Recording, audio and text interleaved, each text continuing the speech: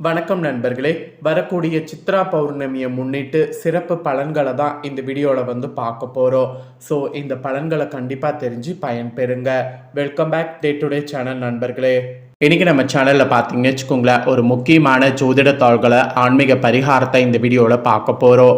Actually மகா சக்தி வாய்ந்த சித்ரா பௌர்ணமியானது வரப்போகுது. அந்த சித்ரா பௌர்ணமி பார்த்தீங்கன்னு வச்சுக்கோங்களேன், பல சிறப்புகளை கொண்டு இருக்கு. பல சிறப்பு அம்சங்களை கொண்ட சித்ரா பௌர்ணமியுடைய பலன்களை தான் இந்த வீடியோவில் பார்க்க போகிறோம். ஸோ வீடியோவை அதனால் ஸ்கிப் பண்ணாமல் பாருங்கள். ஸோ என்ன பலன் அப்படிங்கிறத தெளிவாக இந்த வீடியோவில் தெரிஞ்சுக்குங்க. சித்ரா பௌர்ணமி அன்னைக்கு அம்பாள் வழிபாடு செய்வதால் திருமண யோகமோ குழந்தை பாக்கியமோ கிடைக்கும் என்பது ஒரு நம்பிக்கை. ஆக்சுவலி சித்திர மாதத்தில் சித்திர நட்சத்திரத்தோடு கூடிய சித்ரா பௌர்ணமி வந்தால் அது மிகவும் விசேஷமானது. அந்த வகையில் பௌர்ணமிகள்லேயே மிக சிறப்பு வாய்ந்ததாக இன்றளவு இந்த பௌர்ணமி பார்க்கப்படுது. இந்த மகா சித்ரா பௌர்ணமி தினத்தில் யமலோகத்தில் நம்ம புண்ணிய பாவ கணக்குகளை எழுதி கொண்டிருக்கக்கூடிய சித்திரகுப்தனை வழிபட்டு தான தர்மங்கள் நீங்கள் செய்தீங்கன்னா உங்களுக்கு அவருடைய அருள் பெற முடியும், நீண்ட ஆயுளும் பெற முடியும்.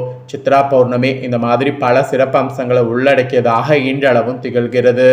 இந்த சித்திர மாத பௌர்ணமி தினத்தில் உங்கள் ராசிக்கு நீங்கள் என்ன செய்யணும்னா, அம்பாள் திருவுருவ சிலை அல்லது படம் இருந்தால் அதுக்கு மலர் மாலை அணிவித்து வஸ்திர ஆபரணங்கள் அணிவித்து வழிபாடு செய்யணும். அதுதான் நல்லது. அம்பாளுக்கு அதோடு மஞ்சள் கலந்த சாதம் படைத்து பானகம், கிராம்பு, ஏலக்காய், பச்சை கற்பூரம் இதெல்லாம் சேர்த்து தாம்பூலம் அடங்கிய நைவேத்தியத்தையும் படைக்க வேண்டும்.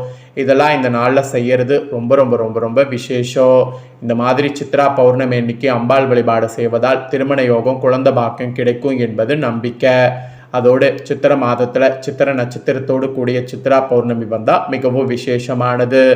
இப்பேற்பட்ட பல சிறப்பு அம்சங்களை கொண்ட சித்ரா பௌர்ணமி இந்த ஆண்டு 2026 மே 1 வெள்ளிக்கிழமை அதுவுமா வர இருக்கு. சாதாரணமான நாளில் வந்தாவே சும்மா பயங்கரமாக இருக்கும். இந்த டைம் கரெக்டாக பார்த்தீங்கன்னு வச்சுக்கோங்களேன், வெள்ளிக்கிழமை அதுவுமா வந்திருக்கு. அதனால் இது சாதாரண நாள் கிடையாது, ஒரு பயங்கரமான ஒரு சிறப்பான நாள். இந்த நாளை நம்ம வாழ்க்கையில் மாற்றம் ஏற்பட முழுசாக பயன்படுத்தி கொள்ளணும். ஸோ வாழ்க்கையில் மாற்றம் ஏற்பட உங்கள் ராசிக்காரங்க இந்த நாளில் செல்ல வேண்டிய கோவில் ஒன்று இருக்குது. அது என்ன கோவில் அப்படிங்கிறத உங்களுக்கு சொல்கிறேன். அதை இந்த வீடியோவில் தெரிஞ்சுக்குங்க. ஆக்சுவலி நீங்கள் எத்தனையோ பிரச்சனைகள் தீர வேண்டும், ஜாதகத்தில் இருக்கக்கூடிய குறைகள் தீர வேண்டும் என எத்தனையோ கோவில்களுக்கு சென்று பரிகாரங்கள் செய்திருப்பீங்க. இருந்தும் பெரிதாக பலன் எதுவும் கிடைத்திருக்காது. இப்படி பரிகாரம் செய்வதோடு உங்களுடைய ராசிக்கேற்ற கோவில் எது என்பதை தெரிந்து கொண்டு அந்த கோவிலுக்கு இந்த நாளில் சென்று ஒரே ஒரு முறை வழிபட்டு வந்தால் வாழ்க்கையில் மாற்றம் ஏற்படும். அப்படி சிம்ம ராசிக்காரங்க இந்த நாளில் எந்தெந்த கோவிலுக்கு சென்று வழிபட்டால் உங்கள் வாழ்க்கையில் நல்ல மாற்றமும் முன்னேற்றமும் ஏற்படும் என்பதை சொல்கிறேன். அதை இந்த வீடியோவில் சிம்ம ராசிக்காரங்க தெரிந்து கொள்ளுங்க. சரி, என்னங்கிறத பார்க்கலாம். வாழ்க்கையில் மாற்றம் ஏற்றம் ஏற்பட வேண்டும் என நினைக்காதவங்க இருக்கவே முடியாது. ஆனால் பலருக்கும் எவ்வளவு முயற்சி செய்தும் கடுமையாக உழைத்தாலும் வாழ்க்கை ஒரே மாதிரி தான் சென்று கொண்டிருக்கோ. மாற்றம் என்பது முன்னேற்றம் என்பது ஏற்படாமல் இருக்கோ. நம்மளுடைய வாழ்க்கை இப்படியே போய்விடுமோ, நம்ம முன்னேறவே முடியாதோ, கடைசி வரை நம்ம கஷ்டப்பட்டு கொண்டு தான் இருக்க வேண்டுமோ என கலங்கக்கூடிய உங்கள் ராசிக்காரங்க உங்கள் ராசிக்குரிய கோவிலுக்கு இந்த ஸ்பெஷல் நாளில் சென்று வந்தால் மாற்றம் என்பது நிச்சயம் ஏற்படும். எப்படின்னு கேட்குறீங்களா? ஒவ்வொரு ராசி நட்சத்திரத்துக்கும் ஒவ்வொரு கிரகம் தெய்வம் நன்மை தருவதாக இருக்கும். அதே போல் ஒவ்வொரு ராசிக்கும் ஏதாவது ஒரு கிரகம் பகை கிரகமாக இருக்கும். இந்த பகை கிரகங்களும் பாவ கிரகங்களும் முக்கியமான கட்டங்களில் இருந்தால் பலவிதமான பிரச்சனைகளை நாம் சந்திக்க வேண்டியது இருக்கும். நம்மளுடைய முயற்சிகள் அனைத்தும் தடைப்படும். ஆனால் இந்த பகை கிரகங்களை வலிமை இழக்க செய்யக்கூடிய தெய்வங்கள் அருள்பளிக்கக்கூடிய கோவிலுக்கு நீங்கள் சென்று வழிபட்டு வந்தால் அதனால் உங்களுக்கு நன்மை நடக்கும். அதனால தான் கோவிலுக்கு போங்கங்கிறத இந்த நாளில் மெயினாக ஸ்பெசிஃபிக்காக சொல்கிறேன். ஆக்சுவலி இந்த நாளில் இந்த கோவிலுக்கு எந்த நேரத்தில் வேண்டுமானாலும் செல்லலாம். நீங்கள் செல்லக்கூடிய அந்த கோவிலில் ஒரே ஒரு முறை சென்று உங்கள் பெயரில் அர்ச்சனை மட்டும் செய்து மனதார வழிபட்டு வாருங்க. குறைந்தபட்சம் 1 மணி நேரமாவது கோவிலில் இருந்து விட்டு வாருங்க. இது வாழ்க்கையில் பலவிதமான மாற்றங்கள் ஏற்படுவதையும் முன்னேற்றத்திற்கான வழிகள் ஏற்படுவதையும் உங்களால் காண முடியும். சரி, உங்கள் ராசிக்காரங்களுக்கு எந்த கோவிலுக்கு செல்ல வேண்டும் என்பதை இப்போ சொல்கிறேன். தெளிவாக உங்கள் ராசிக்காரங்க அந்த கோவிலை நோட் பண்ணிக்கோங்க. சிம்ம ராசிக்காரங்க நீங்கள் போக வேண்டிய கோவில் என்னன்னா, திருமியாச்சூரில் இருக்கக்கூடிய லலிதாம்பிகை அம்மன் கோவில்.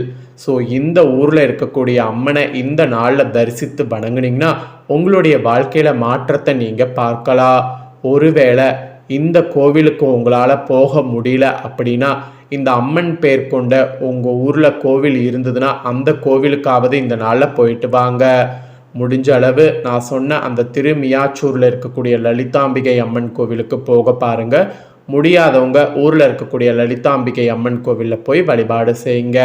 இந்த மாதிரி செய்திங்கன்னா வாழ்க்கையில் மாற்றங்கிறது கண்டிப்பாக ஏற்படும். ஸோ இந்த சித்ரா பௌர்ணமியுடைய ஸ்பெஷலாக இதெல்லாம் நீங்கள் தெரிஞ்சுக்கணுங்கிறதுனால இதெல்லாம் உங்களுக்கு ஷேர் பண்ணேன். இப்போ உங்களுக்கான பலனை ஷேர் பண்ணுறேன், வாங்க உங்களுக்கான பலனை பார்க்கலாம். ஸோ மேச ராசிக்குள் சூரியன் நுழையக்கூடிய மாதம் சித்திரை மாதம். இது ரொம்ப ஸ்பெஷல் மாதம். சூரியன் உச்சத்தில் இருக்கக்கூடிய இந்த மாதத்தில் நிறைய ஸ்பெஷலான நாட்கள் வரும். இதை சைத்திரம் என்றும் சைத்திர விசேஷம் என்றும் இந்த மாதத்தை போற்றப்படும். சித்திரை மாதத்துடைய முதல் தேதியில் ஸ்ரீரங்கத்தில் இன்றளவும் பஞ்சாங்க படிக்கக்கூடிய நிகழ்ச்சி நடைபெறுது. அதோடு மகாவிஷ்ணுவின் தச அவதாரங்களில் பல அவதாரங்கள் இடம் பெற்றது இந்த மாதம்தான். அதாவது பல அவதாரங்கள் நிகழ்ந்தது இந்த சித்திரையில தான். சைத்திர சுக்ல பஞ்சமியில் மீன் வடிவில் அவதாரம் எடுத்து பிரயத்திலிருந்து உலகை மீட்டு உயிர்கள் மீண்டும் தோன்ற பலி செய்தார் பகவான். அப்புறம் மச்ச அவதாரம் நிகழ்ந்தது சித்திரையில தான். நவம திதியில் ஸ்ரீ ராமபிரானாக அவதாரம் எடுத்து மக்களை காத்தார் பகவான் விஷ்ணு. அப்புறம் திருமாலுடைய நரசிம்ம அவதாரம், பரசுராமர் அவதாரம், இந்த மாதிரி பல அவதாரம் நிகழ்ந்தது இந்த மாதத்துல தான். அதோடு ஆதிசங்கரனார் ஸ்ரீ ராமானுஜர் அவதரித்ததும் இந்த மாதத்துல தான்.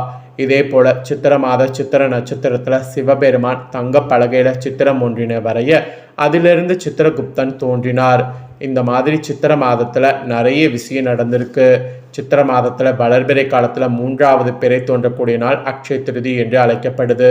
இந்த நாளில் தங்கம் வாங்கினால் இல்லத்தில் செல்வம் குவியும் என்ற ஐதீகம் இருக்கு. அதோடு திருக்கோவில்களுடைய விழாக்கள் மிகவும் கோலாகலமாக நடைபெறக்கூடிய மாதமும் சித்திரையில தான். ரொம்ப ஊர்களுக்கு ஃபேமஸான மதுரை மாநகரில் அருள்மிகு மீனாட்சி அம்மன் ஆலயத்தில் நடைபெறக்கூடிய சித்திர திருவிழா, அழகர் கோவில் கள்ளழகர் வைகளை எழுந்தள்ளக்கூடிய வைபவம், இதெல்லாம் சித்திர மாதமும் நிகழ்கிறது. இப்படி பல்வேறு சிறப்புகள் கொண்ட சித்திர மாதத்தில் இன்னொரு சிறப்பு சித்ரா பௌர்ணமி. அந்த சித்ரா பௌர்ணமியுடைய பலன்களை தான் இப்போ நான் உங்கள் ராசிக்கு சொல்ல போகிறேன். சிம்ம ராசிக்காரங்க உங்களுக்கான பலனை தெளிவாக தெரிஞ்சு அதற்கேற்ப நடந்து பலன் பெறுங்க. சிம்ம ராசிக்காரங்களுக்கு இந்த பௌர்ணமியில் உங்கள் ராசிநாதன் சூரியன் உங்கள் ஜென்ம ராசிக்கு 9வது இடத்துல இருக்கிறார். அது அப்பாவுக்கு உத்தியோகத்தில் பதவி உயர்வு கிடைக்கிற மாதிரி ஒரு சூழ்நிலையை ஏற்படுத்தும். அதோடு அப்பாவின் சொத்திலிருந்து பங்கு கூட உங்களுக்கு கிடைக்கும். செவ்வாய் 5வது இடத்துல இருக்கிறார். இது கலைகளில் ஆர்வமானது அதிகரிக்க செய்யும். அப்புறம் மே 19ஆம் தேதி முதல் சகோதரர்களோட சச்சரவு உண்டாகும். அதனால் நீங்கள் கொஞ்சம் சகோதரர்கள்கிட்ட விட்டு கொடுத்து போகணும். அப்புறம் புதன் 8வது இடத்துல இருக்கிறார். தாய்மாமனுடைய செயல்கள் மன கஷ்டத்தை கொடுக்கும். அதோடு இந்த மே 26ஆம் தேதிக்கு பின்னர் மாணவர்களுக்கு நீங்கள் விரும்பிய பாடப்பிரிவில் இடம் கிடைக்கும். அதனால் அப்போ நீங்கள் எந்த ஒரு முயற்சியும் பண்ணலாம். குரு 3வது இடத்துல இருக்கிறார். இதில் வீடு மாற்ற வேண்டும் என்று நினைத்தவர்களுக்கு அந்த எண்ணம் இப்போ நிறைவேறும். அப்புறம் அடிக்கடி வெளியூர்களுக்கு செல்லக்கூடிய நிலை உண்டாகும். அதையோடு நீங்கள் வெளியூர்களுக்கு போகும்போது உங்கள் உடைமைகளை பாதுகாப்பாக வைக்கிறது நல்லது. சுக்கிரன் 9வது இடத்துல இருக்கிறார். அதிர்ஷ்டம் இதனால் உங்களுக்கு அதிகரிக்கும். 6வது தேதியிலிருந்து தொழிலில் மனைவியின் ஒத்துழைப்பு கிடைக்கும். சனி உங்கள் ராசிக்கு 5வது இடத்துல இருக்கிறார். படிப்பில் இதனால் கவனம் தேவை. பொழுதுபோக்க விஷயங்களில் ஆர்வமானது அதிகரிக்கும். ராகு 12வது இடத்தில் இருக்கிறார். இது வீண் செலவுகளும் அலைச்சலும் அதிகரிக்கும். அதோடு கேது உங்கள் ராசிக்கு 6வது இடத்துல இருக்கிறார். நோயினால் மனதில் பயம் உண்டாகும். நோய்க்காக நீங்கள் ட்ரீட்மெண்ட் எடுத்துக்கிறது நல்லது. நீங்கள் ட்ரீட்மெண்ட் எடுக்காமல் இருந்தீங்கன்னா அது உங்களுக்கு பெரிய ஆபத்தை ஏற்படுத்தும். அதனால் ட்ரீட்மெண்ட் எடுத்துக்கோங்க. ஸோ கிரகங்களால் இந்த மாதிரி தான் உங்களுக்கு பலன்கள் கிடைக்கும் என்பது குறிப்பிடப்பட்டிருக்கு.